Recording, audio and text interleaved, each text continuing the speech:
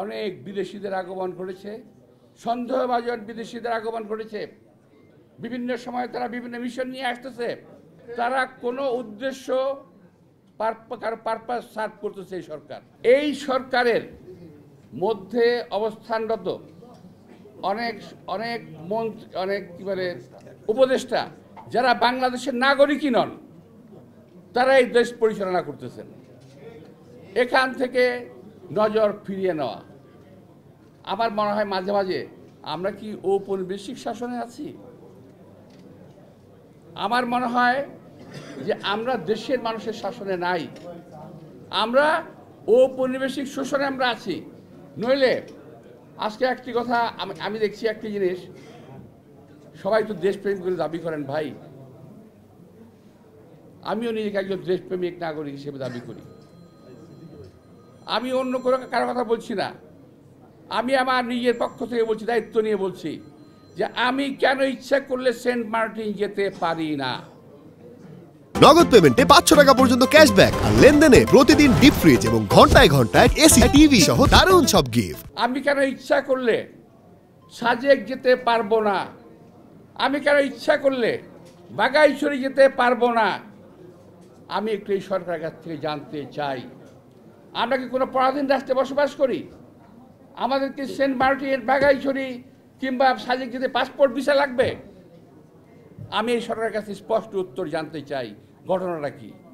আমি এটাও বুঝি না আমার এনসিপির ভাইয়েরা যারা বলতে চান দ্বিতীয় স্বাধীনতা, তারাই সন্দেহের কথা বলছেন না কেন? তারা কেন কথা বলছেন না? আর কেউ যদি আমাকে প্রশ্ন করে আপনি কেন বলছেন, আমি বলছি এই কারণে এই দেশটাকে আমরা যুদ্ধ করে স্বাধীন করেছি। সুতরাং এই দেশটাকে শহীদ রাষ্ট্রপতি জিয়া রহমান যুদ্ধ করে দেশটাকে স্বাধীন করেছে, কারো কাছে বিক্রি করে দেওয়ার জন্য নয়। এই যে দেখেন, আমি 3টা নাম বলছি আপনাদেরকে, সেন্ট মার্টিন, সাজেক, বাগাইছড়ি, এই সমস্ত এলাকা আজকে আমাদের যাওয়ার একটা দ্রোহ হয়ে গেছে। আবার শুনি একটা জায়গায় নাকি করিডোর দেওয়া হবে। কিসের করিডোর? মানবিক করিডোর। আরে ভাই, আবিষ্কার করেন নাকি? আর বিশ্বের কোন ডিকশনারিতে মানবিক করিডোর জায়গা আছে নাকি? কোন ডিকশনারিতে মানবিক করিডোর বলে কোনো শব্দ আছে? আবিষ্কার করেন এক এক শব্দ, যখন যে শব্দ প্রয়োজন সেটা আবিষ্কার করেন। বাংলাদেশের অভ্যন্তরের কোনো করিডোর কিংবা প্যাসেজ দেওয়ার কোনো সুযোগ নাই জনগণের মতামত ছাড়া। ঠিক, জনগণের ভোটের মাধ্যমে নির্বাচিত সরকার সিদ্ধান্ত নেবে তারা কি করবে। আমাদের কোনো ভালো অভিজ্ঞতা আছে, বিশ্বের কোনো দেশ এই করিডোর দিয়ে শান্তিতে নাই।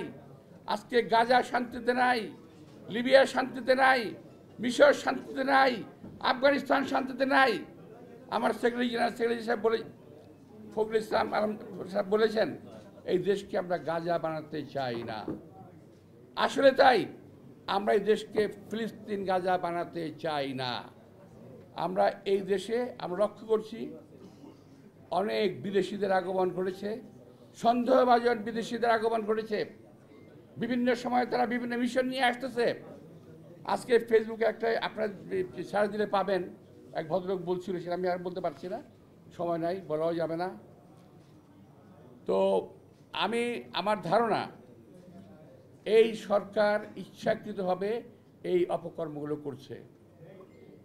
এই সরকার এই মুহূর্তে আমি এই সরকারকে অন্তত আমি আমার কথা বলছি, নিরপেক্ষ ভাবতে আমি পারছি না। তারা কোনো উদ্দেশ্য পারপাস সার্ভ করতেছে এই সরকার। এই সরকার কোনো পরিস্থিতিতেই গণবান্ধব কিংবা দেশপ্রেমিক সরকার নয়। আমি পরিষ্কার ভাষায় এটা বলতে চাই। আমার দেশের সার্বভৌমত্ব নিয়ে প্রশ্ন উঠবে কেন?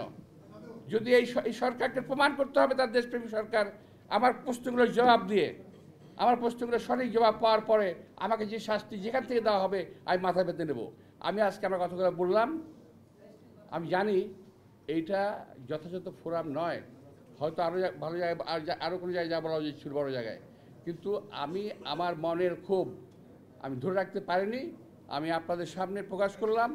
আমার কথাটাকু আপনার মনে ধারণ করবেন এবং দেশবাসীর কাছে ছড়িয়ে দেওয়ার চেষ্টা করবেন।